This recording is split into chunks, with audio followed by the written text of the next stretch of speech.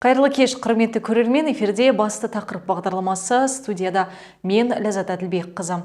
Бүгінгі шығарылымда қазақ аналары дәстүрге жол республикалық қоғамдық бірлестігінің Рудный қаласындағы филиалының жетекшісі Нинагүл Қосжанқызы Пушаевамен сұхбаттасамыз. Ұлттық құндылықтарды ұлықтау, салт дәстүрлерді жаңғырту, отбасы тәрбиесі мен ананың қоғамдағы орны жайында сөз қозғап, ұйымның атқарылып жатқан жұмыстары мен алдағы жоспарларына тоқталамыз. Қош келдіңіз, Нинагүл Қосжанқызы. Қош көрдік. Нинагүл Қосжанқызы, алдымен қазақ аналары дәстүрге жол жобасының негізгі мақсаты туралы айтып өтсеңіз, яғни бұл қоғам үшін маңызы неде бұл бастаманың? Сәлеметсіз бе, Ләззат Әділбекқызы, сәлеметсіздер ме, Рудный халқы. Мінекей бізді студияға шақырып, осындай бағдарлама бойынша шақырып отқандарыңызға ризамыз. Рахмет, сұрақтарыңыз өте орынды. Бұл біздің салт дәстүріміз дегеніміз атадан балаға жалғасып келе жатқан әлеуметтік ұлттық құндылықтарымызды, дәстүрімізді және адамдардың іс-әрекеттерін, өмірлік көзқарастарын, рухани байлықтарын, сонымен қатар болмыстарын реттеу мәселесі бойынша негізгі атқарып келе жатқан негізін қалаушы болып табылады. Яғни бұл қоғам үшін маңызы неде бұл бастаманың? Бұл бастаманың қоғамдық маңызы жастарды тәрбиелеу, үлкендерге ізет көрсету, кішілерге құрмет көрсету, мынау болып жатқан жаңалықтарды, жақсы нәтижелі жұмыстарды көрсете білу, солардың көзқарастарын бізге өзімізге өмірге қалыптастыру болып есептеледі. Осы Рудныйда, осы филиалды ашуға не түрткі болды, не себеп болды? Және де бұл филиалдың құрамында қазіргі таңда қанша анамыз бар? Біздің құрамымызда қазір 50-ден астам анамыз бар қазіргі таңда. Сол аналармен бірге көптеген іс-шаралар өткен жылда да, биыл да жоспар бойынша амалға асып жатқан жұмыстарымызды алға бастап келе жатырмыз. Бұның басты мақсаты жастарды қалып кеткен жаңағы салтымыздың дәстүрін дәріптеп, жастарға үлгі насихаттау. Жастарға үлгі көздерін ашу. Бұрынғы кезде жазу сызу болмаған, ерте кезде балалардың сауаты болмаған кезде біздің әжелеріміз, аталарымыз бесіктен жатып балалар тәрбиелеген. Ертегі айту, қиялық жайып ертегілер, хайуанаттар жайындағы ертегілерді айтып, жастарға соны үйреткен. Ал қазіргі таңда заманның өзгеруіне байланысты, біздің қазіргі техниканың өзгеруіне байланысты, техниканың дамығанына байланысты, біздің жастарымыз қазір көзі ашық, жүрегі ояу. Сол сияқты біздер жастарға сондай нәрселерді салыстырамыз. Бұрынғы өткен заманменен қазіргі заманды салыстырамыз. Бұрынғы кезде осындай болған, қазіргі таңда осындай болған, міне арасында қанша айырмашылық болған деген сияқты жастардың көңілін оятып, жүректеріне осындай нәрселерді, жақсы нәрселерді ұялатамыз, айтамыз, түсіндіреміз. Сол жастар соны көріп өскен бала өте жақсы келешекте, қоғамда да жақсы осы біздің алға қойған мақсатымызға жету үшін ұмтылады және қозғалады соған қарап. Жастарымыз қазіргі таңда белсенді, күшті, білімді, алға қойған мақсаттарына жетіп жатыр, жоғары оқу орындарына түсіп жатыр. Міне соның барлығы қазіргі дамыған заманның осы өзгеріп жатқан жақсы бір идеясы деп білемін. Ал енді осы ұйымға мүше болғысы келетін аналарымыз қалай бола алады, кімге хабарласа алады, қалай жолын табуға болады осының? Бұл жобаға қатынасу үшін бізге хабарласады ғой, ең алдымен бізге хабарласады. Апай, біз осы жобаға қатысамыз, қызығамыз, осындай жобаны біз іс-әрекет алып сіздермен бірге алып жүруге әрекет қыламыз деп қызығады өздері. Сол қызыққан жастар қазір біздің ортамызда бар солар. Жастарымыз қазір қосылып жатыр. Мысалы, 35 жастан 40 жасқа дейінгі, 40 жастан 50 жасқа дейінгі аналарымыз қосылды қазіргі таңда. Қазір қоғамымызда көбірек не болса, не шақты, сол шақты бізге де жақсы. Жастарымыздың болашағы жарқын болу үшін үлкен әжелердің өте өнегелі сөздері, әңгімелері өте құнды. Сол үшін жастарымыз әжелердің жақсы әңгімелерін естуге қосылып, соларға біз қоғамдық осындай жұмыстарға белсене қатысқысы келеді. Яғни сіздердің ұйымдарыңызда, қоғамдық бірлестіктеріңізде үлкен әжелерден бөлек жастар да бар, яғни? Жастар да бар, орта буында аналар бар, жас буында аналар бар, үлкен әжелер бар. Өзі 4-3 сатыға бөлінген ғой біздерде. Мысалы, сіздер енді үлкен жастағы әжелер ретінде өздеріңіздің көрген, білген өмірлік тәжірибелеріңізден енді жастарға тәрбие бересіздер, иә? Ал мысалы жастар ше, мысалы жас аналар, олардың әлі өмірлік тәжірибесі сіздердікіне қарағанда азырақ. Олар қандай тәлім тәрбие береді? Енді ол жастарға айтатыным менің өзіміздің бір жобамызда да бар. Мен жастарға айтып отырмын ылғи да. Жастар, сендер енді қазір өмірде жұмыспен айналысасыңдар, балаға көбірек көңіл бөлмейсіздер. Кішкентай ғана болса да кеш жұмыстан келгеннен кейін бір жарым сағат, бір сағат көңіл бөліп балаға қарасаңыздар, баланың тәрбиесі өте жақсы болады деп жастарға көңіл бөліңіздер, қараңыздар деген сияқты жастарға айтап отырамыз. Айтамын өзім. Енді бұл жерде көптеген сана сезіміне байланысты әркімнің өзіне көбірек ойынға берілмей, жаңағыдай оқу білімменен ұшталса, сосын тәрбиелік мәні бар өнегелі отбасындағы жастарымыз мысалы ата-ана менен баланың арасындағы байланысты күшейту, бала менен ұстаздың арасындағы ата-ана мен байланысты күшейту мақсатында осындай тәрбиелік мәні бар бір дискотекалық сұрақтар бойынша этика, эстетика деген жақты балаларға сондай нелер сұрақтарды берсек, балалар өздері дамиды, соның ой-өрісі дамиды, соған қарап ой түзейді. Біздің айтып отқан сөздермен нәтиже шығарады. Сол үшін жас аналар көптеген сұрақтарды қояды бізге. Сол сұрақтарына мен әлім келгенше жауап беремін. Енді сіздер салт дәстүрлерді біз ұлықтап жүрміз деп айтып жүрсіздер. Осы салт дәстүрлерді жаңғырту бойынша қандай жұмыстарды атқарып жүрсіздер осы соңғы жылдар? Біз қазір таңда мынау қазір енді бұрынғы кезде киіз үй болған, юрта киіз үй да, киіз үй дейміз ғой. Сол киіз үйдің ішінде бау құратын болғанбыз. Бау тоқимыз, киіз басамыз, жүн түтеміз, қара үйдің ішінде отырып.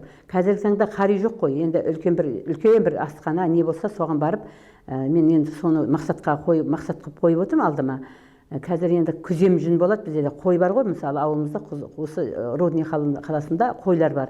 Соны күзем ертең март, апрель, май айларында күзем жүн қырқылады. Сол кезде ақ қойлардың жүнін алып, біз сабау сабап, жүн түтіп, киіз басуға ұйғарып отырмыз. Алға қойған мақсатымызға соны әлбетте жетеміз деп апаларға айтып отырмыз. Апалар да соны қолдап отыр, өте дұрыс бастама деп. Міне бұл бастаманы бастамағанда жастарды алып барамыз. Қарпиды киізді. Ана киізді әжелер білектеп береді. Соны білектеп, болғаннан кейін киізді тігіп, бағана осы тақырыпты да бір неге салдым мен жобама. Апалар қызығып жатыр, бұрынғы қалып кеткен дәстүрді салыпты апай деп. Сол сияқты балаларға сол қарпу, киіз басу, киіз тарту, жүн түту, ұршық үйіру әжелеріміздің. Міне сол қалып кеткен салт дәстүрімізді бір жас қыздарға үйретіп, өнегелі отбасына бір жақсы бір қоямыз деп мақсат қойып отырмыз алдымызға. Міне оған да жетеміз Құдай қаласа. Бұл да қолымыздан келеді. Мысалы мен өзім 7-ші сыныптан бастап өрмек тоқуға құмар болып, анашыма айттым, өрмек тоқуға мен құмармын, өрмек тоқуға бір 7 шыппа, 5 шыппа шынжырақ ұрып беріңіз, мен тоқиыншы деп. 3 күнде үйрендім соны. Өзім үйрендім соны. Жаныма Нұрсұлу деген досымды әкеп берді. Сол досым екеуміз соны тоқыдық. Бір 10 күннің ішінде баяғы шынжыраны үйрендік де, тоқыдық да, бірақ алға қойған мақсатымызға жеттік. Ал кейінгі тағы да 15 жіптік шынжыра деген болады тағы да. Мынау ағашпен бетіне түртіп, жіптің астына алып отыратын өрмек. Оны да тоқыдық. Түктібау тоқыдық, басқұр тоқыдық. Міне осының бәрі мен қолымнан өтті. Мен қолымнан істедім соны. Мен ешқандай өтірігім жоқ. Мен өзім жүрекпенен сол нәрселерді істедім. Қазіргі таңда мені ауылдық жерде менің үйімде бар сол. Әкешімнің үйінде киіз үйінің ішіне соны тұтып қойған бар. Әкемнің, анамның аттары жазылған басқұр құрулы тұр қара үйдің ішінде. Міне қандай тамаша, осының өзі өнеге жастарға насихат. Міне соны біз халыққа ен жайдыруымыз керек. Тоқыма тоқу бойынша, мысалы ұршық деген не? Ұршық дегеннен мысалы иіреміз оны, екі қабаттап ширатып, оны тағы да ширатып, түскейіз бастырамыз. Түскейіз дегеніміз жаңа басқан киізіміздің бетіне ойып, соны көктеп, тігіп, соны қыздарымызға мынандай қылып тігесің деп, баяғы елеген жіптен соны тіктіреміз. Сол қазіргі біздің бұрынғы кезде қыздардың жасауына қосатын болған соны. Міне тоқыма кілем, түкті кілем, киіз, түскейіз, текемет. Міне осының бәрі анашымның көзі деп біз қазіргі таңда соны сақтап келе жатырмыз. Үйімізде де бар, мына осымыз былайғы қазағымыздың үйінде де бар, сақтаулы тұр солардың барлығы. Міне бұл атадан балаға келе жатқан мұра. қазақтың салты дәстүрі. Міне осы нәрсені біз жаңғыртып келе жатырмыз. Диірмен тарту мысалы, диірменнен не жасалады? Диірменнен бидай, мысалы бидай өзіне-өзі келмейді. Бидай далада өседі. Оны теріп келеміз, орман қарманға келеміз, оны тазалаймыз, оны апарып комбайнға жаңағы не қылып бізге сол дайын күйінде ұн болып келеді. Бидайдың өзі жеке дара ол сатылады. Бидайды біз тазалаймыз, оны тазалап, оны қуырып диірменге тартамыз оны. Одан бидайдың талқан шығады. Талқаннан көже істеп береміз балаларымызға, бидай көже. Одан кейін қыздырма жасап береді әйелдерге. Жас босанған аналарымызға сүті мол болсын, тезірек белі қатсын деген мақсатта қыздырма жасайтын болған әжелеріміз. Дәруменге толы ол. Оның ішінде көптеген витаминдер бар. Анаға өте құнарлы, анаға өте жақсы пайдалы. Адам организміне де пайдалы ол. Жаңа бидайдан жасалған қыздырма. Мысалы өзіміз іштік соны, енеміз істеп берді, жасап, біз өзіміздің де келіндерімізге соны жасап бердік. Ене өте тәтті болады екен, жақсы болады екен деп қызығып соны ішетін болды. Қазіргі таңда соны қолданып келеміз. Мына наурызда соны алып шығамыз біз, наурыз көжелерде. Бұның өте адамға, организміне, адамның денсаулығына өте пайдасы зор. Сол сияқты бидайдан жасалған тағамдардың барлығы өте адамның осы денсаулығына дене жаңағы қарның ашпайды бірінші, екінші сусын болады, үшінші тағам болады. Міне осының барлығы біздің қазақтың салттарының, дәстүрлерінің бірі осы диірмен деген. Иә, біздің қазақ қашанда ақылды, қашанда білгір халық болған ғой расымен де. Енді осының бәрін айтып отырсыз. Сіз қазір менің шынын айтқанда мен де қызығып отырмын сіз айтып отырғандарыңызға. Осының бір мастер-класс ретінде ма, жастарға жүргізу ойларыңызда жоқ па? Әлбетте программамызға қосып осыны келесі жылы оны 27-ші жыл план жоспарымызға кіргіземіз, мастер-класс өткіземіз Құдай қаласа. Сол жүн түту бойынша, киіз басу бойынша, диірмен тарту бойынша солар мастер-класс қылып, сол оқушылардың алдында көзбен көрсетіп, соны істейміз деген өзіміздің ойымыз, жоспарымызға кіргіземіз міндетті түрде. Ол істейм деген нәрсе істелінеді, көрсетем деген нәрсе көрсетіледі. Қазіргі таңда сол нәрселерді біз алға қойып отырмыз. Бәлкім менің ғана тілегім емес шығар, жалпы біздің қала тұрғындарының да тілегі шығар. Тек оқушыларға ғана емес, жалпы қала тұрғындарының жас қыздарға, жас келіншектерге осының барлығын үйрететін хабарласаңыздар, иә, тек оқушыларға ғана емес, барлық жастағы адамдарға да қызық болары сөзсіз. Кейбір әжелер енді баяғыны сағынып, қайтадан көргісі келеді, бұрынғы еске түсіргісі келеді. Ол әжелерге де, яғни барлық жастағы адамдарға да қызық бір оқиға болатын сияқты. Енді мына қазақ халқының салт дәстүрі, ата-бабаларымыздың тіршілік кәсібіне, дүниетанымына, сеніміне, намысына орайтын сондай не болған ғой. Осындағы отбасылық дәстүрлерге баланың дүниеге келуі, ер жетуі, тәрбиесі, келін түсіруі, қыз ұзатуы мәселесі осыған жатады келіп. Ал қоғамдық әлеуметтік дәстүрлерге бүкіл ауыл болып өткізетін әдет-ғұрыптар жатады. Ол өз алдына, біздікі өз алдымызға мысалы жастарды осындай тәрбиелік мәні бар нәрселерге үйрету, соларға бір жақсы бір ойында бір нәрсе қалсын, соны көзбен көрсін деген мақсатта біз жастарға үлгі насихаттап, соны айтуымыз керек. Себебі оған өзің не болуың керек, дайын болуың керек, өзің білімді болуың керек, өзің соны істеген болуың керек. Мысалы әшейінен осындай дейсің де қоясың, ол ондай емес. Мысалы менің жүрегіме айтып отырмын, істеген нәрсемді киіз бастық, жүн түттік, киіз білектедік, киіз қарпыдық, тарттық арқанменен. Соның барлығы менің көз алдымда тұр. Міне анашым мен әкешімнің орта үйінде жүргенде, қыз кезімде де, студент кезімде де, мынау келін болып түскен жерімде де сол дәстүрімізді жалғастырып келе жатырмыз. Ал қазіргі мына Рудный қаласында осы нәрсені біз алға қоямыз деп жоспарлап отырмыз қазіргі таңда. Жаңағы жүн түту, киіз басу, киіз білектеу, жаңағы киіз қарпу, киізді тарту, міне осының барлығы салт дәстүріміз біздің атадан балаға келе жатқан мұра бұл. Енді біздің келешегіміздегі ұрпақтарымыз соны көру керек, білу керек. Мысалы біздің кезімізде телевизор жоқ еді, телефон жоқ еді. Сонда да күніміз өтті біздің. Сол мектепте сабақ берген уақытымызда да ұстаздық еттік. Сол кезде де сабақ берген кезде ата-аналарына үйіне барып, оқушылармен біргелікте осындай нәрселер айтатын едік біз барып. Балаңызға осындай нәрсені үйретейік, тоқыманы үйретейік, балаңыздың санасына осы кіргізейік деген сияқты ата-аналарға айтатын едік. Міне соны қазіргі таңда енді осыны көрсетсек қандай жақсы болады. Жастарымыз осыған құмар болып, жастар үйренсе, нұр үстіне нұр ғой. Иә, расымен де қазіргі таңда біз айтамыз ғой, мелкая моторика, яғни кішкентай жаңа моторика балалардың миын дамытады. Яғни қолмен жасалған, әр саусақпен жасалған әр қимыл баланың миын дамытатын бір үлкен бір күш деп айтып жатады, иә. Иә, дұрыс. Енді осымен қатар сіз той томалақты айтып кеттіңіз. Сіздер жалпы ән айтасыздар, иә, ансамбльдеріңіз бар. Осы ансамбльдерді сіздер әртүрлі өңірлерде барып қояды екенсіз. Бұл ансамбльдің қандай өңірлерге барып қойдыңыз және бұның мақсаты не? Өте дұрыс орынды сұрақ беріп жатсыз, рахмет. Біз мынау көрші Качар, Жетіқара, Лисаковск қалаларына бардық, өткен жылы бардық. Әкімшіліктен бізге көмек берді, көлікпенен қамтамасыз етті, рахмет, Алла разы болсын. Ол кезде біз осы халықтың санасын сездіру, қазақтың салт дәстүрі, қазақтың халық әндері, мысалы Шәмші Қалдаяқовтың әндері, қазақтың халық әндері, соны орындап халыққа жеткізе білсек деген ой болды. Міне сол кезде халқымыз оянды бізге, тағы келіңіздер деген сияқты. Олар өте риза болды. Біз әнші емеспіз, біз әнші халыққа өзіміздің халық екенімізді, қазақ екенімізді таныта білдік деп ойлаймын.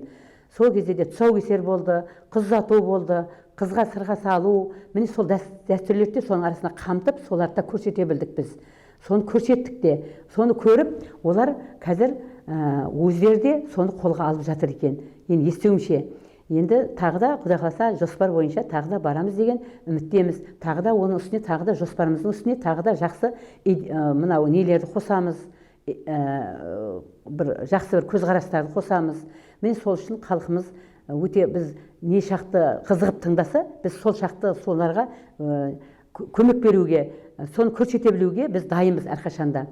Қазақтың салт дәстүрлері ешқандай ұмытылмайды. Бәрібір атадан балаға, баладан балаға кете береді мұра болып. Бұл ешқандай ұмытылмайды. Себебі бұрынғы кезде атпен жүрсе, қазіргі жастарымыз машинамен жүр. Арасында айырмашылық бар, иә? Бұрынғы кезде көлік аз болған. Бұрынғы кезде әкелеріміз мысалы перме болды, атпен жүретін еді. Шопандарға атқа барып, газет тарқататын еді, продукт апарып беретін еді, азық түлігі апарып беретін еді, атпен апарып беретін еді. Қазіргі таңда дамып кеткен өкіметтің жақсы бір кезеңінде машинаменен жеткізіледі. Болмаса жақсы бір нелермен жеткізіледі. Міне аспан мен жерде айырмашылық болып жатыр. Бұл да біздің осы қазағымыздың, осы өзіміздің өлкеміздің жақсы бір дамығаны болып есептеледі. Біз қуанамыз әрине. Жақсы болсаң жан семіреді дейді. Жақсы сөйлесек, жақсы адамдар жанымызға келеді. Жақсы адамдар жанымызға келіп жатыр. Мені қос, кеше біздің жобамызға Рахима деген апаны қостым мен. Роза деген апаны қостым мысалы. Ол кісілер бізге қазақтың салт дәстүріне өте құмар. Міне көрдіңіз ба? Қызығушылығы бір, бәрінің қызығушылығы бір. Апаларымыз өте жақсы, кішіпейіл, ақкөкірек, аналарымыз сондай жақсы аналар. Бір ауыздан қолдап қуаттасақ, біздің роднеміз көркейіп өсіп жақсы болады деп сенемін мен. Енді Нинагүл Қосжанқызы, бағдарламамызды аяқтайық. Біздің тұрғындарымызға, біздің жас келіндерімізге, әжелерімізге, аналарымызға, балаларымызға айтатын жүрек жарды тілегіңіз болса, біздің көгілдір экран артындағы көрермендерімізге айтсаңыз болады. Рахмет, Ләззат Әділбекқызы, шақырып бізді сұхбатқа шақырғаныңызға рахмет. Көп жасаңыздар, жұмыстарыңыз табысты болсын. Құрметті Рудный халқы, мен мінекей бүгін студияға келіп, өзімнің жүрек жарды жақсы бір тілегімді айтып отырмын. Халқым, елім, жұртым, апаларым, келіндерім, балаларым, бәріңізде аман болыңыздар. Мен осы өсиет жақсы әңгімелерімді тыңдап, бір жақсы нәре алады деп ойлаймын. Жастарымыз белсенді, күшті, мағыналы, мақсатты, ілтипатты азаматшалар болып өссін деп тілек білдіремін. Аман болыңыздар, сау саламатта болыңыздар, ауырмаңыздар. Бірінші байлық денсаулық, екінші байлық ақжаулық, үшінші байлық оңсаулық дейді. Әрқашан аман болыңыздар, амандықта, жақсылықта кездесейік. Бұнымен сіздермен қоштаспаймын, тағы да кездесеміз деп ойлаймын. Шақырғандарыңызға рахмет. Жақсы көріскенше сау саламатта болыңыздар. Жақсы, Нинагүл Қосжанқызы, көп рахмет біздің студиямызға келгеніңізге. Құрметті көрермендер, бүгінгі біздің басты тақырып бағдарламасы өз мәресіне жетті. Әр адам өзіне керек затты түйіп, ой өрсін, керек затқа толықтырды деп үміттенеміз. Көп рахмет сізге. Рахмет, сау саламатта болыңыздар.